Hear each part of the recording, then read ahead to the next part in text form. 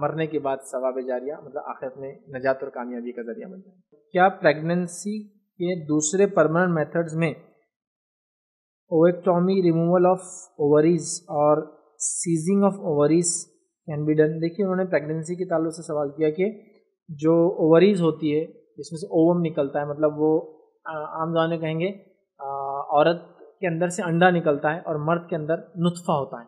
مرد کا نطفہ جب جا کے عورت کے انڈے سے، مطلب مرد کا سپرم جا کے جب عورت کے اووم سے ملتا ہے جو اووریز میں سے نکلتے ہیں، انڈوں کی ایک دانی ہوتی ہے، بیضہ دانی بولتے ہیں اس کو اردو میں اگر آپ سمجھتے ہو تو وہ نکلتا ہے. تو ان کا سوال ہے کیا اس کو مکمل نکال دینا، چونکہ انڈا بنے گا نہیں تو ظاہر سی بات ہے پھر سپرم جا کے ملیں گا نہیں انڈے سے تو پریگننسی نہیں ہوگی. یہ پرماننٹ میتھڈ ہے معلوم آپ کو.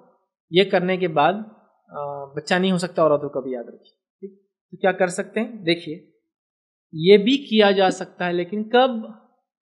جب مجبوری ہو اور ایسا کچھ مسئلہ یا کمپلیکیشن ہو گیا ہو یا ایسی بیماری جس میں اس کو نکالنا ہی ایک سلوشن تھا. مقصد اولاد کی پیدائش روکنا نہیں تھا، انسانی جان کو بچانا اور اس کو نکالنا ہی ایک ماتر سلوشن تھا، ون اینڈ اونلی سلوشن تھا زندگی کو سیو کرنے اور زندگی بچانے. تب تو کیا جا سکتا ہے.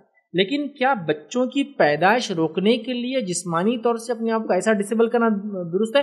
بالکل نہیں، کیونکہ اسلام میں عورت دوسری شادی کر سکتی ہے، پہلا شوہر مر جائے یا طلاق دے دے تو.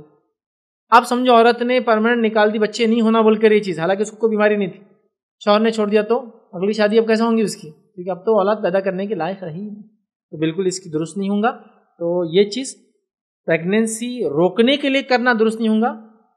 مجبوراً بیماری کی وجہ سے، ایکسیڈنٹ کی وجہ سے یا کسی اور چیز کی وجہ سے اپنی جان بچانے یہ کرنا درست ہوگا. ٹھیک ہے، سمجھ آئے بات کو؟ تو وہ ایک الگ کیس ہے، ورنہ ان جنرل سینس یہ نہ کرانا ہی بہتر ہے. ہاں دوسرے پریونشن میتھڈز استعمال کریں تاکہ یہ چیز نہ ہو، مطلب پریگننسی نہ ہو. اپنی ماڈرن سوسائٹی